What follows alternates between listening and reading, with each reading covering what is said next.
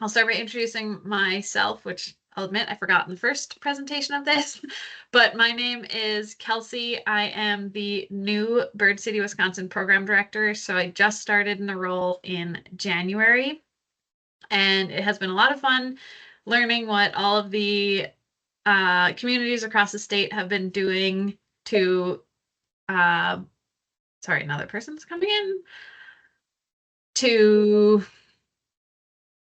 yeah, what communities across the state have been doing to help birds. If you are unfamiliar with the Bird City, Wisconsin program, it is a statewide program that supports and encourages communities to take meaningful action to protect birds and their habitats. And we actually provide public recognition for those that do.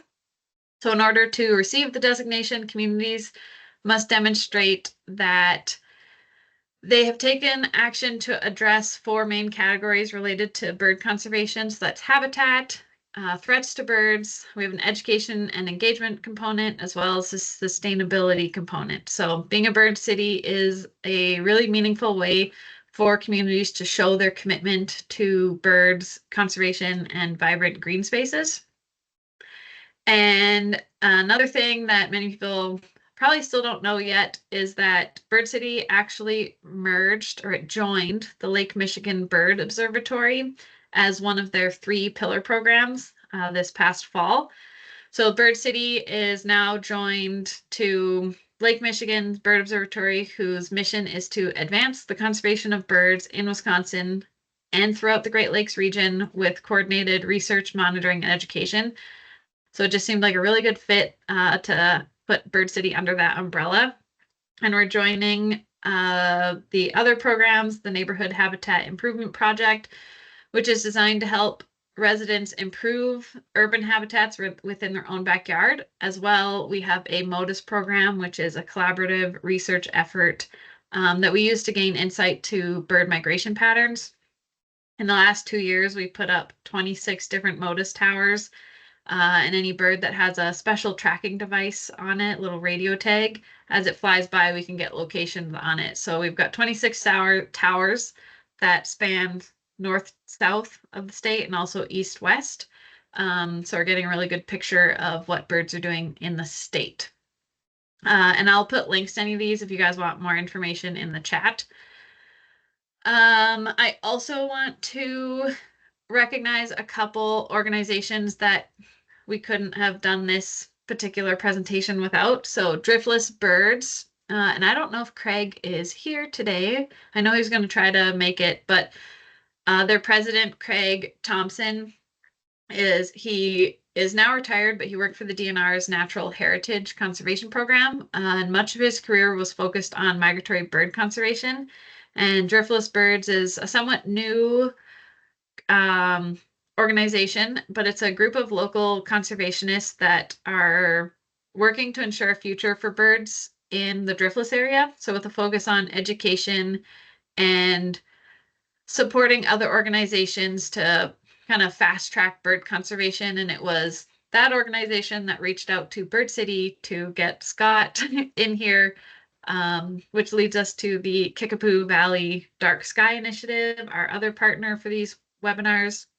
It's another organization that works to provide education and resources for individuals, businesses, and communities to prevent light pollution and protect dark skies. So they are focused in the Kickapoo Valley, but they obviously go beyond that too. And we today have their president, Scott Lind, here.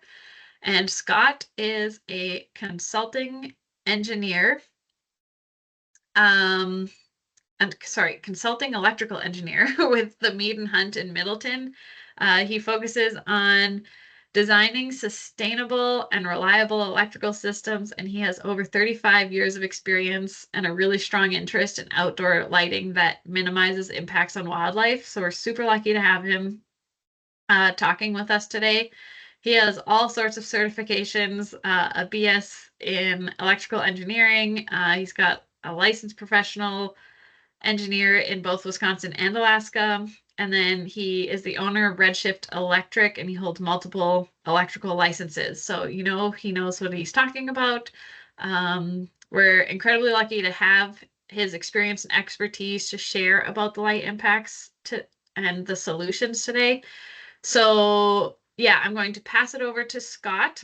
And any questions throughout, remember just to put them in the chat or save them to the end when we open up the microphone and the camera. And yeah, take it away, Scott. Thank you. All right. Yeah, thanks, Kelsey, for the introduction.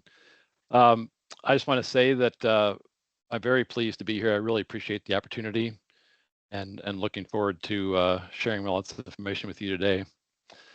So I want to say right up front that, especially for any public works folks that might be on today, that I don't make any money off the work that I do in terms of advocating for dark skies or the fixtures that I install. I make my money working for Mead & Hunt as a consulting engineer, but all of the dark sky work I do is pro bono. I don't represent any fixture manufacturers, so I don't care what brand you buy or who you buy it from. But I do mention manufacturers' names during this presentation only because these are the ones I'm aware of that have warmer color temperature LEDs that are or will soon be eligible for the incentives that I'm going to describe to you today. So that's the reason for mentioning manufacturers' names. There's no other motivation behind that. Here's a startling fact. A child born today that can see maybe 250 stars will only be able to see about 100 of those stars when they turn 18. And that's because worldwide light pollution is increasing by nearly 10% every year. And we've seen even faster jumps than that in my part of Wisconsin, and we had the measurements to show it.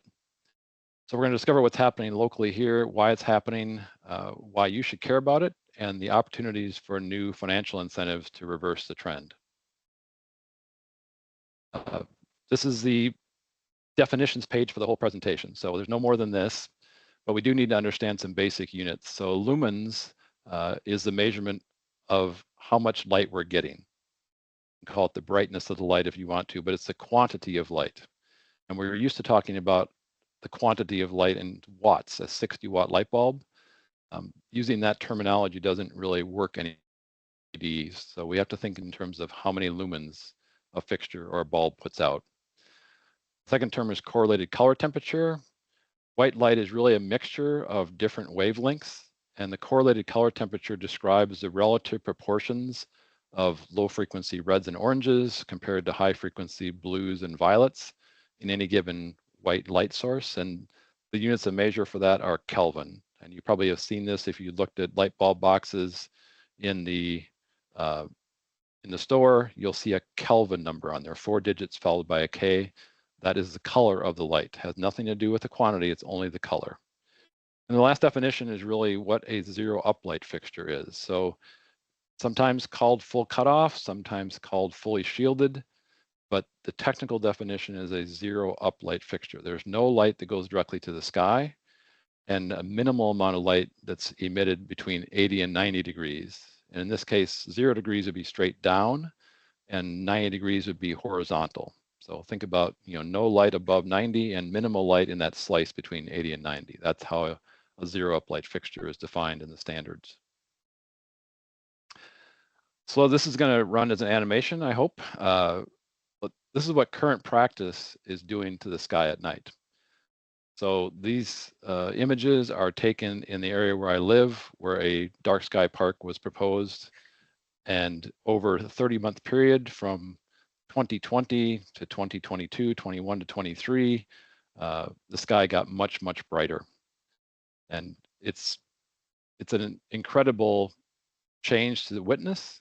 In fact, it's almost impossible to fully grasp it just with your naked eye, but we were taking measurements here over that time period, and the sky got so much brighter just in that time period. The dark blue areas here are the minimum required darkness level to qualify as an international dark sky park, and every other color on this map is too bright.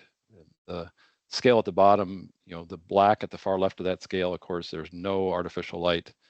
At the far right, the white areas you might see in Chicago and Milwaukee as far as how much light there is. The key thing to know about this is that these images are grossly understating the problem, because the satellites that these images are created from don't sense the blue light that is present in most LEDs. So when you include the ground measurements in this story, you can see the difference between what the satellites measured that shows up in the right-hand column and the ground measured change in the left-hand column. And in the area that center of that video was showing, the sky got an average of 61% brighter in that 30-month period. And you might think, well, how is that even possible? How is that huge increase possible? Because there really was very little new development in this area. This is a very rural area. And as we were taking these measurements, we had the same kind of questions.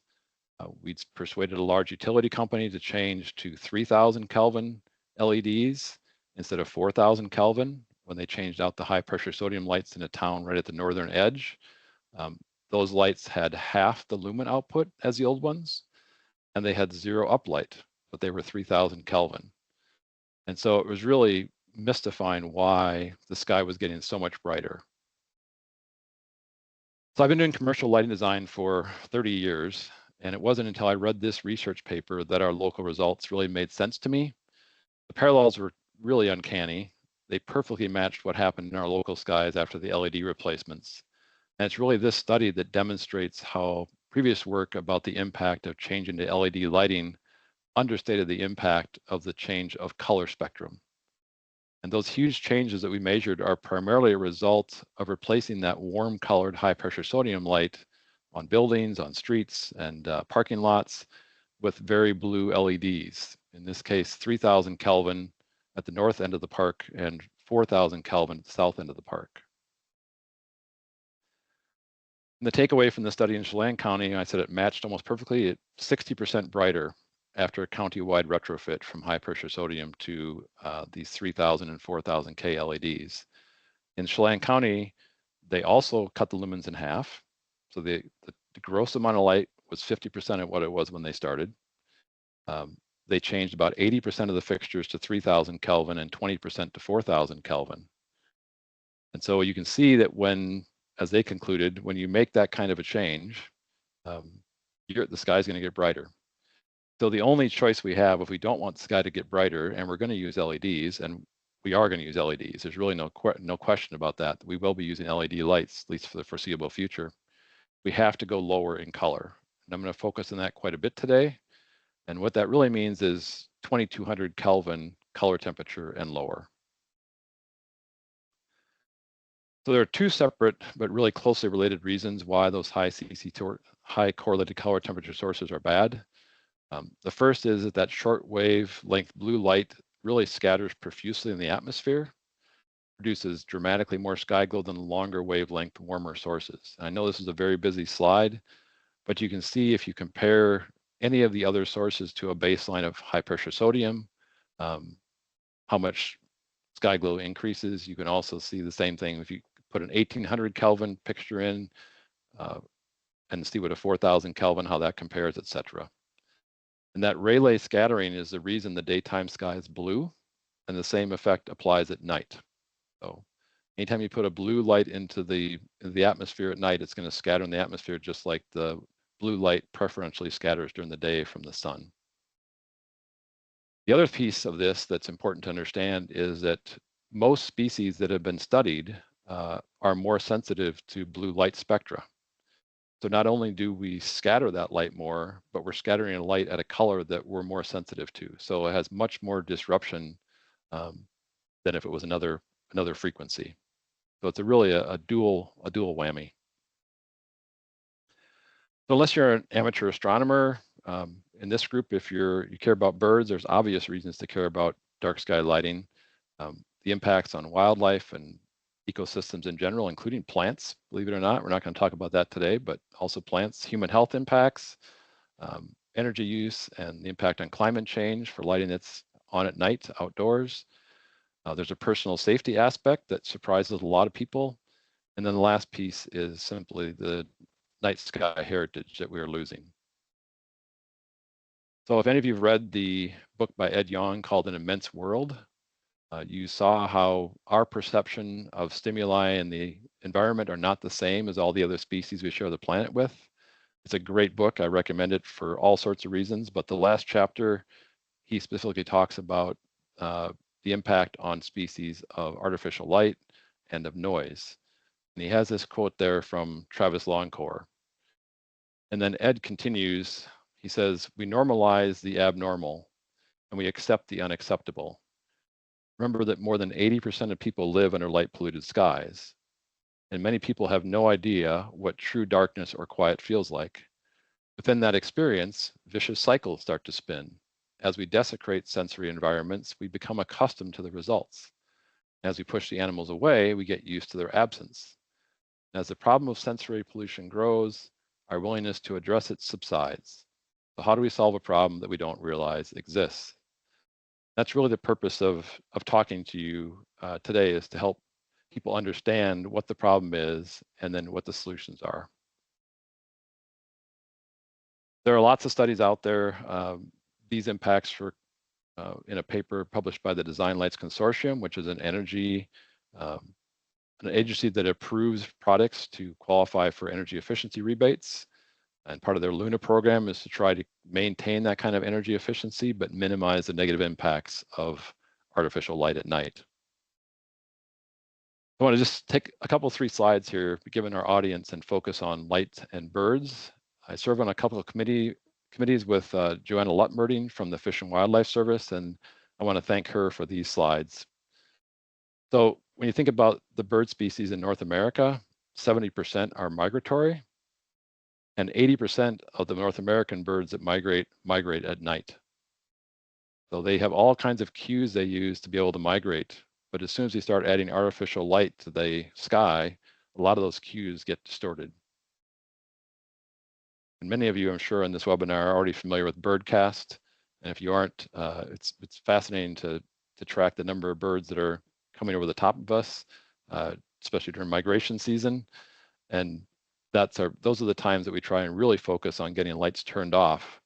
But the impact on birds that aren't migratory or that end up here, for the season, those impacts that are artificial light last all year long.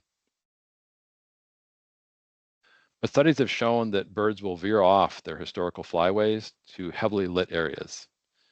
And that takes energy. Obviously, that draws energy off of them from doing that. It also literally brings them into impact with buildings.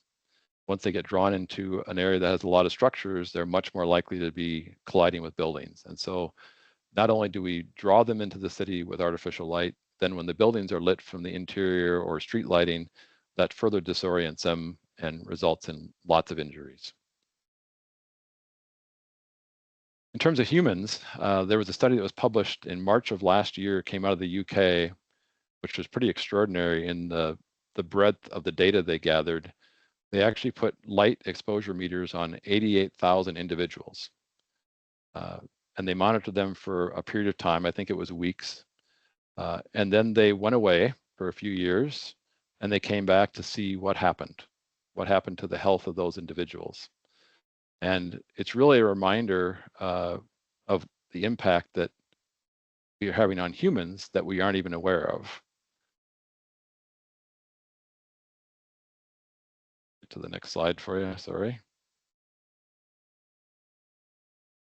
But the participants that had the brightest nights had a 20 to 30% higher risk of premature death after they accounted for the other factors, which was really an astonishing number. Interestingly, the people that were inside during the day and had the lowest exposure to bright blue lights, enough light in quantity, but also the blue spectrum lights, which you normally are exposed to outdoors, also had a high risk of premature death. Not as high as the ones that were exposed to light at night, but it really shows not only, and it just shows in general, I guess, how important light is to our health that we really don't fully understand yet. And then wasted energy and money. I mean, the light that's on at night is almost exclusively coming from carbon-based energy sources, right? We aren't storing a lot of power. We have no solar at night. And so the vast majority of artificial light at night is being produced by sources that use carbon sources.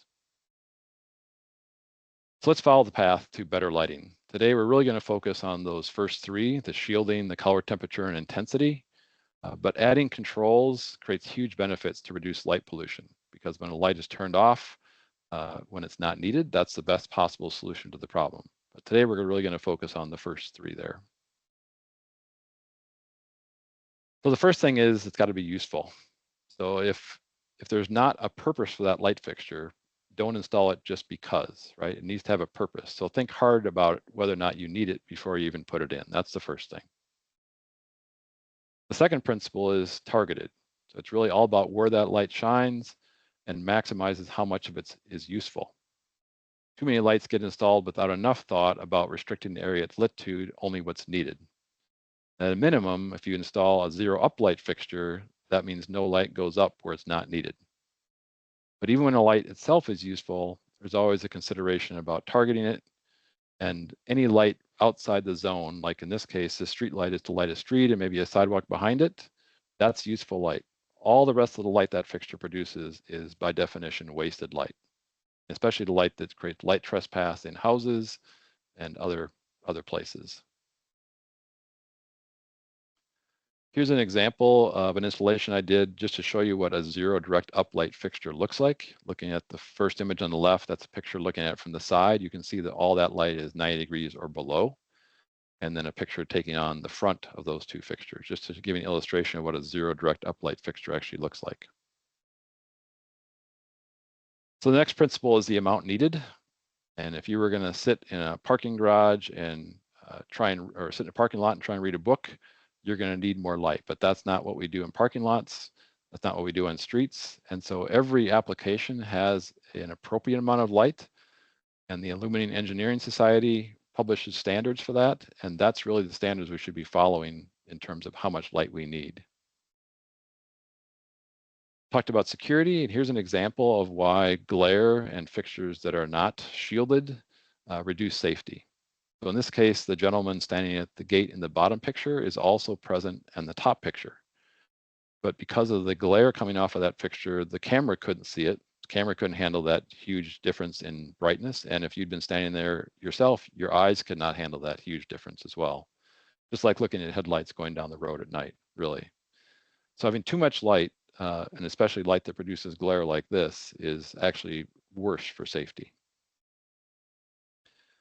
Those national standards that I mentioned, this is just a clip from one of those standards. They literally have recommendations for every application you can possibly imagine. And we can use those standards to right size fixtures to get the right amount of lumens that generate the recommended foot candles, which is the technical term for how much light is hitting the ground for each and every application. This one happens to be for parking lots. The next principle is color temperature, and really talking about using warmer LEDs. Early on, LEDs were only available at very blue, very high color temperatures, 4,000, 5,000, some cases even higher. The highest I've ever seen in a building was 6,500 Kelvin. Very, very early adopters. But now we have much better choices. We have much warmer sources that are becoming available. And there are newly available incentives for 2,200 Kelvin fixtures, and that's the genesis for this presentation actually, is to help municipalities take advantage of those incentives to give you excellent lighting, but also to reduce the sky glow impact. So we're going to focus on 1,800 Kelvin and 2,200 Kelvin. This graphic is to show you what color temperature looks like visually. So night is not meant to be daylight, not supposed to be blue, but a lot of times the lights people buy at night, they tend to judge against, they want daylight. They think they want daylight. But really in the middle of the day, 6,000, 5,000 Kelvin, yes, we do want that. Our bodies have, all of our bodies and all of nature has grown up that way, right? We've adapted to that. But at night we need to be warmer, preferably no light. But if we are going to have light, and we are, it needs to be much warmer in color temperatures to minimize the damage to everybody. So 2,200 Kelvin is what we're going to focus on, but 1,800 Kelvin is now available, and I've been installing a lot of those fixtures.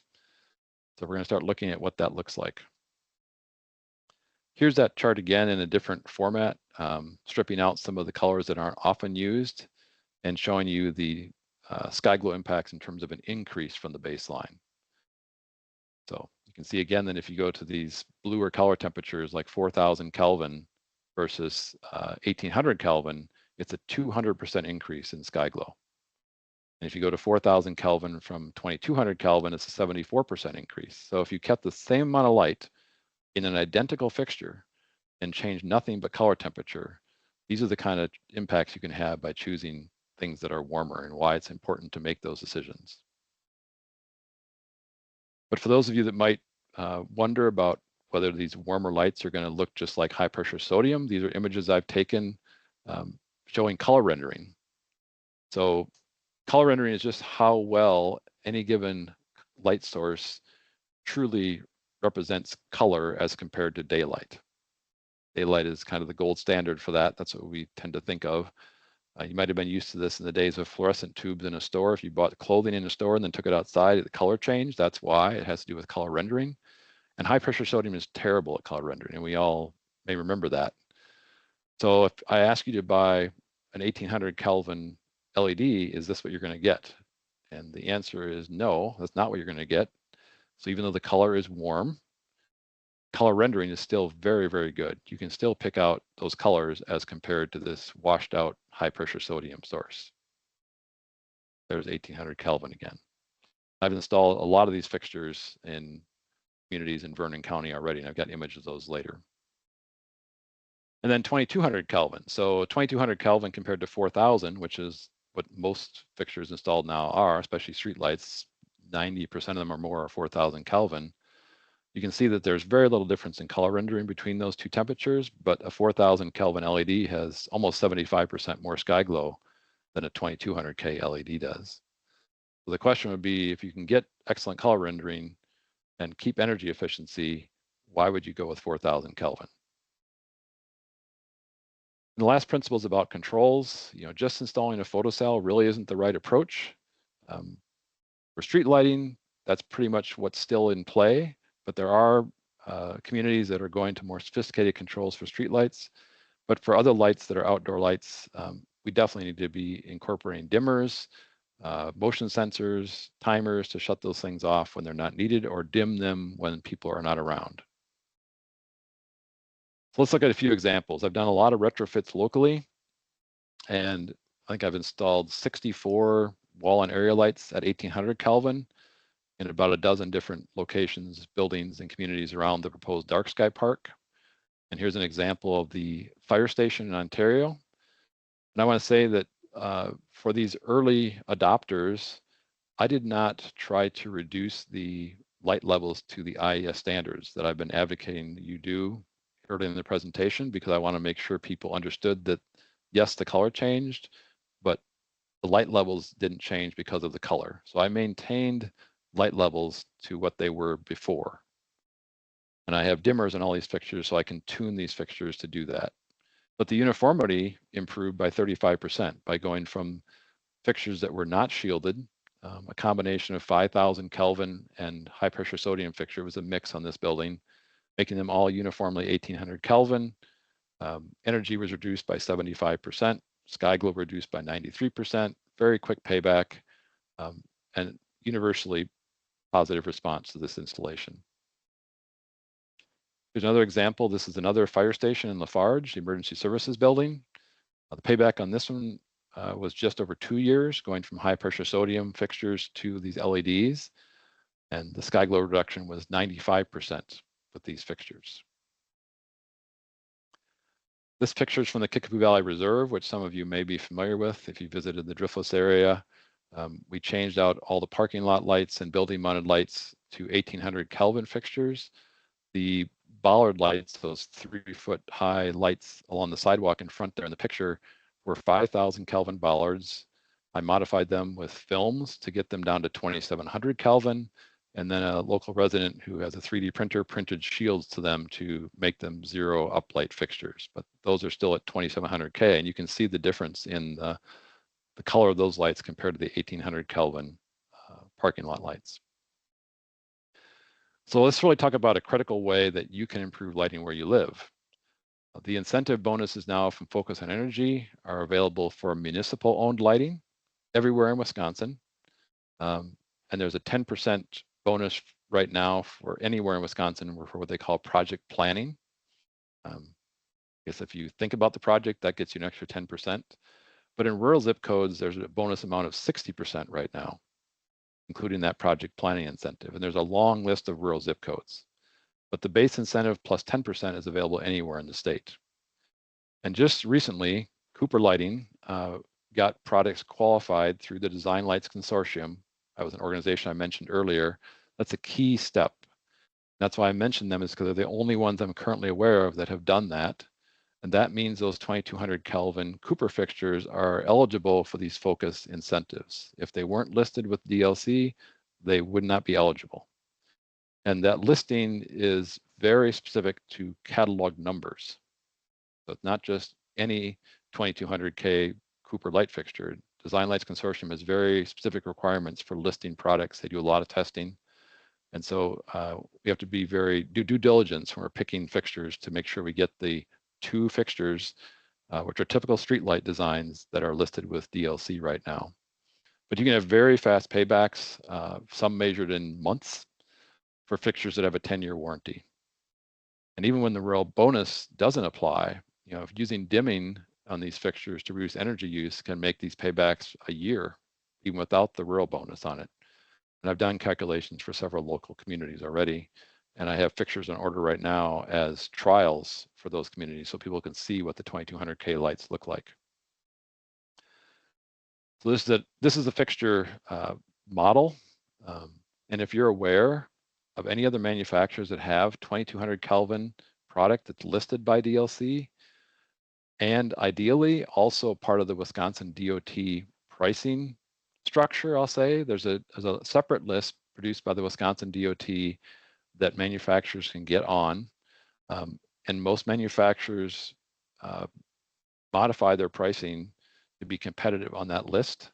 And so these products that I'm talking about are on both lists. They're on the DLC list, which makes them eligible for focus, and they're on the DOT list. So those 2 things together really are what make the payback on these so short, very, very quick paybacks.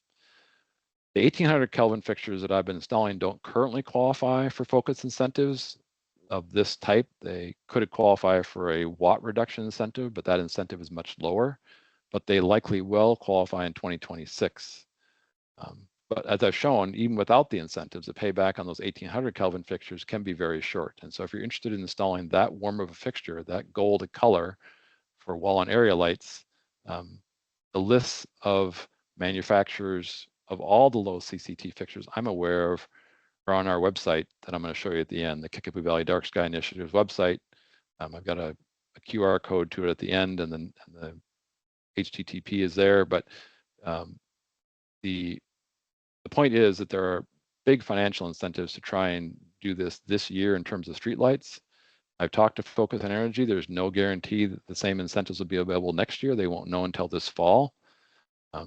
These incentives are furnished by utility companies, not from the federal government. So there's no relationship to these incentives and anything going on in Washington, D.C. It's all utility company based, but they decide where they're going to allocate the money with Focus on Energy to get the biggest return on that investment. So we're hoping that these incentives continue to next year, but the fixtures have to be installed before the end of this year if those incentives don't get extended. And there's a 4 to 6 week lead time from the time they're ordered until they arrive. So we're running short on time in that sense, that the incentives don't get extended.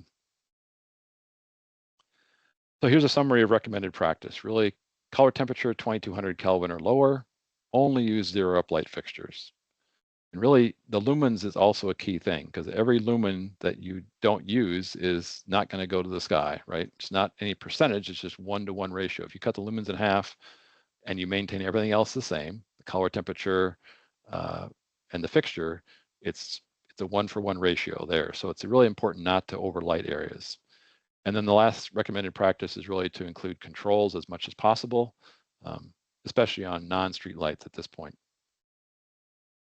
So what action steps can you take? The first thing to do is to identify existing municipal-owned street lighting. So not lighting that is owned by investor-owned utilities that you pay a per light charge for, but this is actually lighting that's owned by a municipality or owned by a municipal utility where the municipality then pays the utility a kilowatt hour fee, the actual energy used, not just like a rental per pole kind of thing.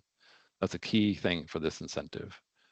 And then next, if you've decided you've got lights that would be eligible for this, determine who the decision makers are. It could be a city engineer, it could be a public works director, and then connect me with those people to help guide that choice. Because I mentioned that catalog numbers are key. There's only 2 of these fixtures right now that are on that DLC list at 2200 Kelvin to make them qualified for these incentives. I'm hoping there are going to be more, but right now there are 2, and I'm happy to help guide those folks in the right direction to make sure they get the right fixtures. So thanks again for the opportunity, to Kelsey for organizing all this, and for all of you for attending today. And there's a QR code for the 4darkskies.org site where those fixture lists exist, and I attempt to keep those up to date, and hope to hear from many of you. Thanks very much.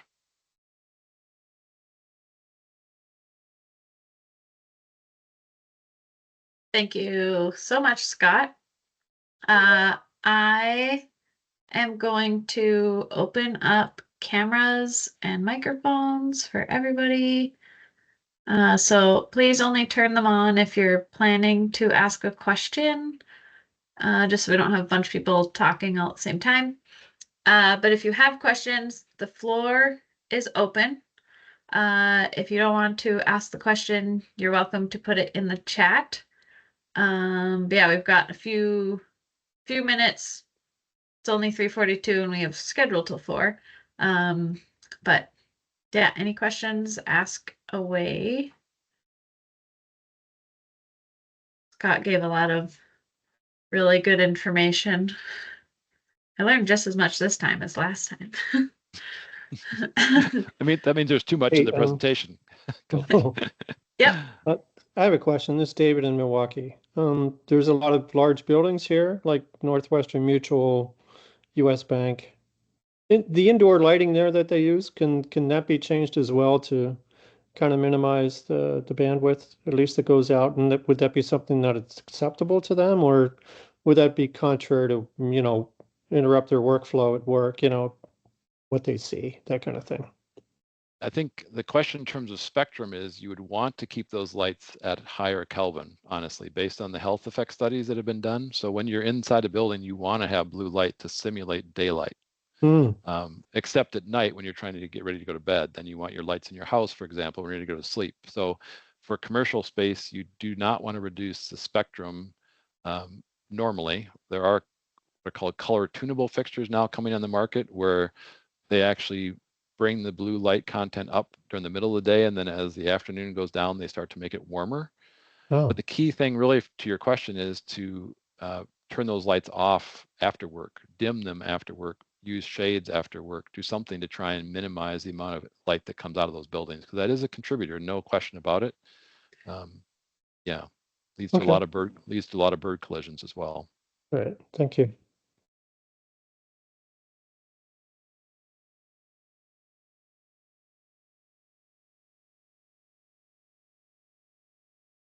All right, we have a question.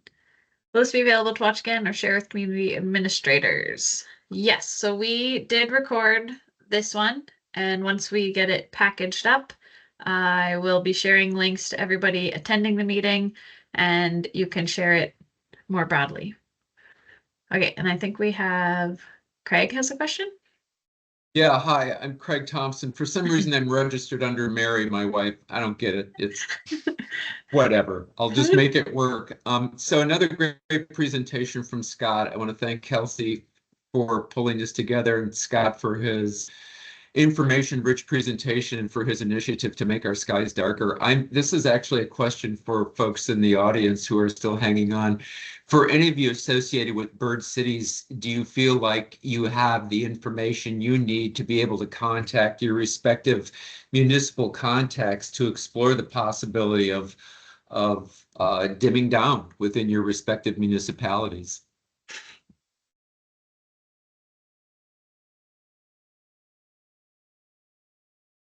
Good question. If the answer is no, I won't be offended. This is David again. I agree. Great presentation, really great information. I think like the return on investment, that kind of analysis would be good to have, a little more data that we could use on that, like over the 2-year period, that kind of thing that we could share with municipality. Okay.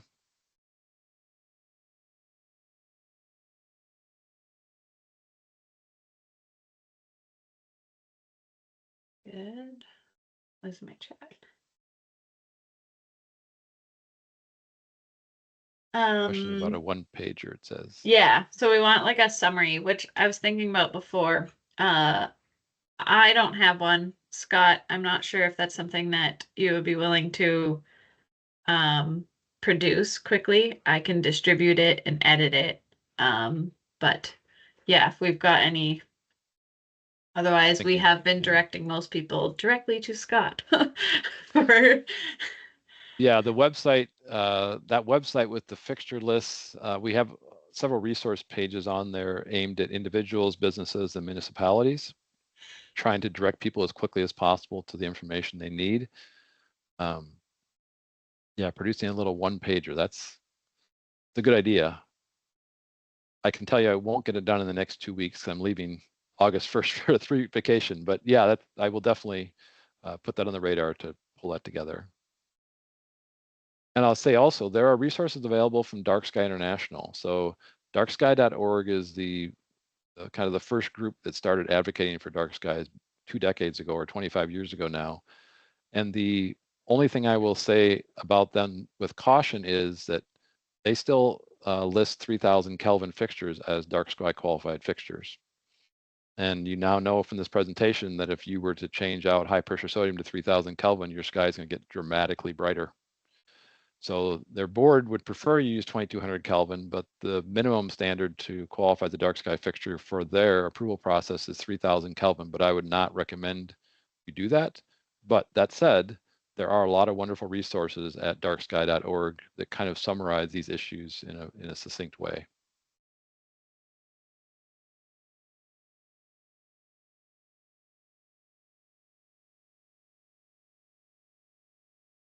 I just put a link in the chat.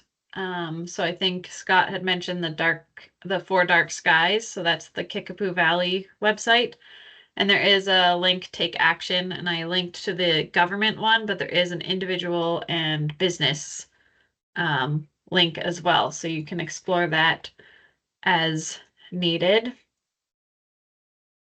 I will also,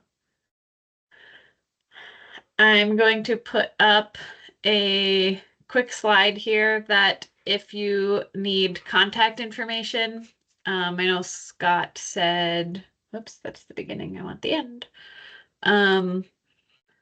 Scott said he's going to be away for the first 3 weeks of August, but he has been very gracious to offer his contact information for anyone who would like it. And I know from our last presentation, he's already working with a community who was present at the last presentation. So he's definitely got a lot of insight. But yeah, his information is on there if you need that. Hi there. This is Tina with Ozaki County. Could you remind us, or maybe you said this, I missed it, as far as like those incentives go, do we just contact you directly if we know somebody who's interested? And is that specifically just for street lighting or other types of lighting as well? Sure. It's technically it's street and area lighting. So municipal owned parking lot lights would qualify as well. Okay. And even wall mounted lights that are lighting an area, right, would qualify. The challenge is to find warm versions of those lights that are on the DLC qualified list. That's the first challenge. The second challenge is that the incentives are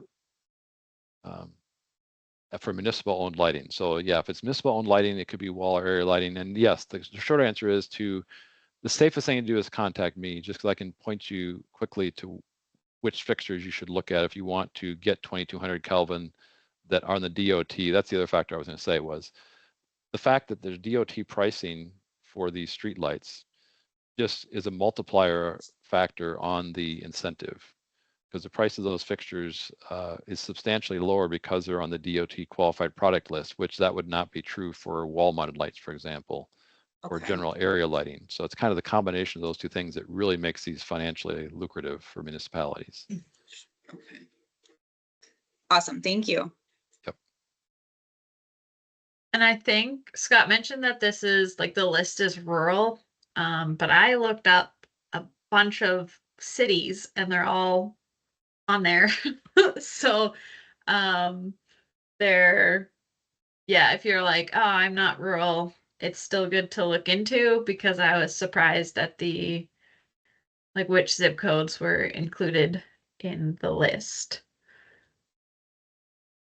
Well, I And should that's say, something I'll send go a ahead. follow-up with the links and I can send the list of zip codes to everybody at the same time. That goes out with the package for post meeting.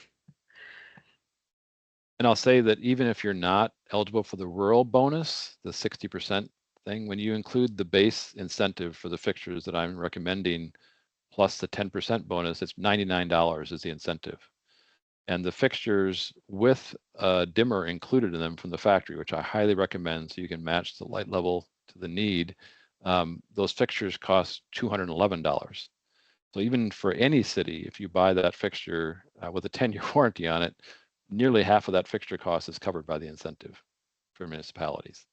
So when you put a 60% on top of the $90 incentive and add the project planning bonus, that's why the payback on some of these communities, when you right size the light fixtures, can be months, not years.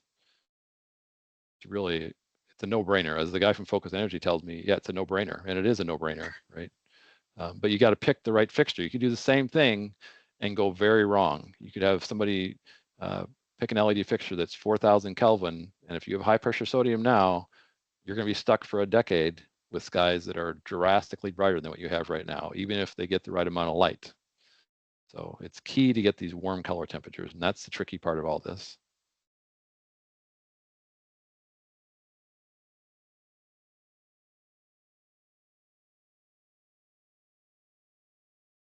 There any other questions? Oh, yep. Is the rebate reimbursable? I guess I don't know what that means, rebate reimbursable. Oh, you're saying after the fact, if you've done it already? Is that the question? How do I apply for the discount? Hey, this is Casey over at Trempolo. I guess we're curious how we apply for the discount or the rebate. Like, is it something that municipalities are purchasing and then submitting as a reimbursable? Is it something they get taken off the top? How does that work? Got it. Yep. You have to purchase it, have it installed, then you fill out the application with Focus on Energy, and then it gets paid back to you. Then the incentive gets paid out. You have to cover the upfront costs, or your contractor does if you're hiring a contractor to do that work.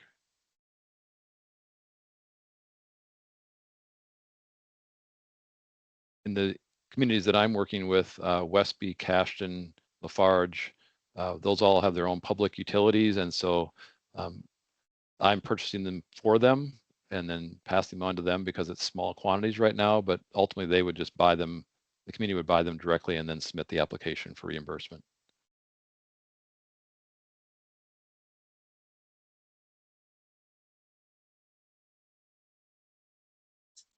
Thanks, Scott. And just to follow up on that, are these rebates specifically available for municipalities? Are other entities or even individuals able to cash in on these? These are specific to municipalities. Yep. I think there are limited incentives for businesses, but they would be tiny compared to these. And these are not based on the watts saved. They're based on a fixture you purchase. So that's why it's an interesting model. But that's also why, and the ironic thing is that the incentives go up with the higher lumen output of the fixture. So if you buy a fixture that puts out more light than you need, the incentive is higher. That's why I'm recommending that you include a dimmer in all these, and that's why the payback calculations I do always include the dimmer, so we can dim them down, because the other advantage of dimming them is, you're going to get the higher incentive for the fixture because it puts out a lot, has the capacity to put out a lot of light, so you get the higher incentive.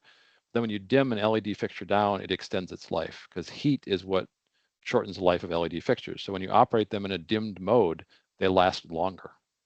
There's a lot of incentive to add the cost of the dimmer. In this case, that fixture cost goes from $189 to $211 by adding the dimmer, so it's a big increase. But then when you dim that fixture down, you save that energy and you extend the life of the fixture even further.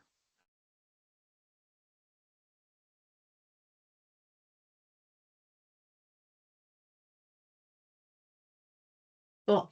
Great questions. We have just a couple minutes left in our meeting time and the webinar time. So if there's any other questions, speak now or forever hold your peace.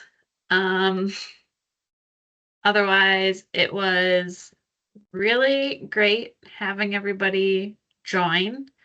I'm really impressed with the turnout. Hopefully we all learned something. I, for one, found it very enlightening, just to throw that cheesy one out there. Yeah, and then feel free to stay in touch through any email. Yeah. Thank you, everybody. Thank you all very much.